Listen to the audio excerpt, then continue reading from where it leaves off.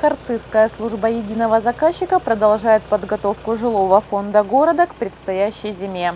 Уже в мае коммунальщики приступили к промывке систем центрального отопления в многоэтажках. Начали с черемушек. За несколько недель рабочим СЭЗа удалось очистить внутренние поверхности трубопроводов от пробок, засоров, накипи и шлака в домах номер 3, 5 и 18.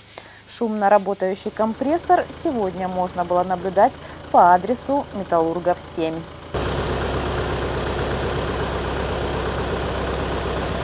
По инструкции коммунальщики трижды промывают всю центральную систему отопления, следят за тем, чтобы трубы не дали течь, и делают опрессовку.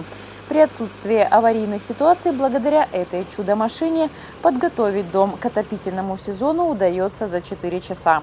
Компрессор коммунальщики приобрели за собственные средства пару лет назад. Тогда покупка обошлась предприятию почти в 500 000 рублей. Но такое вложение, как отмечают сотрудники службы, позволило существенно ускорить процесс подготовки харцизских многоэтажек к зиме.